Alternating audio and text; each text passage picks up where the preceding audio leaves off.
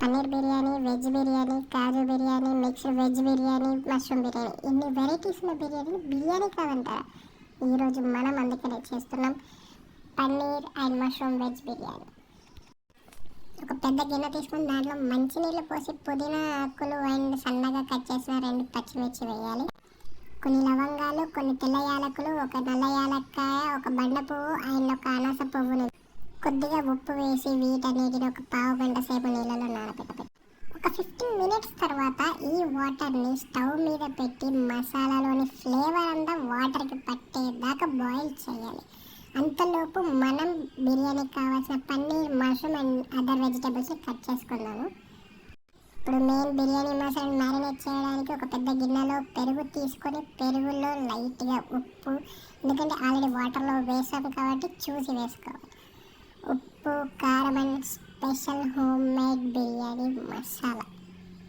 ఈ బిర్యానీ మసాలాని ఇంట్లోనే చేసామండి. బిర్యానీ మసాలానే కాదు, గరం మసాలా కూడా హోమ్ మేడ్ చేసాము. అది కూడా వీడియోస్ అప్లోడ్ చేస్తాము.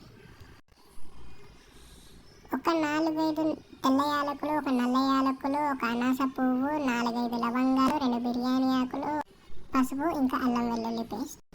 మంచి నెయ్యి అండ్ నూనె వేసి బాగా ఉండలు లేకుండా మసాలా అంతా పెరుగులో కలిసిపోయేలా బాగా కలపాలి. కలర్ రాలేదని చూడదు, ఎందుకంటే ఇది ఇంట్లో తయారు చేసిన కారపొడి కాబట్టి ఖచ్చితంగా కలర్ తక్కువగానే కనిపిస్తుంది. ఇప్పుడు కలిపిన దాంట్లో ముందుగా కట్ చేసిన పచ్చిమిర్చి, పన్నీర్, మష్రూమ్, క్యారెట్ అండ్ పుదీనా వేసి బాగా కలపాలి. అండ్ దీంట్లో ఫైనల్గా కొన్ని ఫ్రైడ్ ఆనియన్స్ వేసి ఒక 30 to 45 మినిట్స్ మ్యారినేట్ చేస్తే చాలా బాగుంటుంది.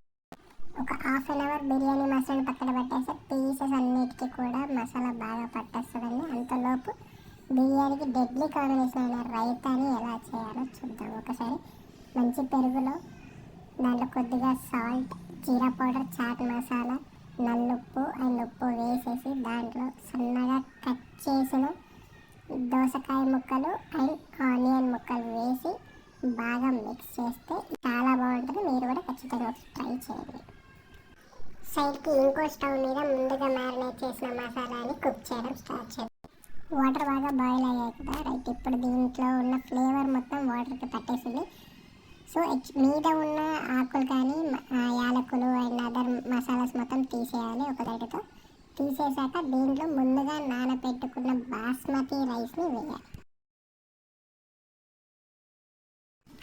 రైస్ ఫుల్గా కుక్ అవ్వకూడదు, ఓన్లీ ఒక 50 to 60% కుక్ అవ్వాలంటే. ఈ 50 to 60% కుక్ అయిన హాఫ్ బాయిల్డ్ రైస్ని ఇప్పుడు మనం డైరెక్ట్గా మసాలా మీద లేయర్గా వేయాలి. ఇలా ఒక స్ట్రైనర్తో రైస్ మొత్తాన్ని లేయర్గా నీట్గా వాటర్ లేకుండా మసాలా మీద వేసి నీట్గా రైస్ మొత్తాన్ని వేసేసి దమ్ కోసం ఫ్రైడ్ ఆనియన్స్ అండ్ పుదీనా మీద వేయాలి.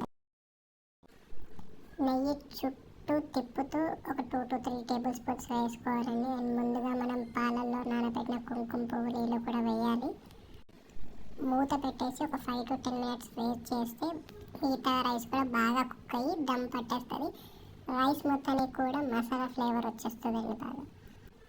రైస్ బాగా కుక్ అయింది. చూస్తుంటే రైస్ పుల్లగా ఇలా నీట్గా ఉండాలి, అప్పుడే రైస్ మంచిగా కుక్ అయినట్టు.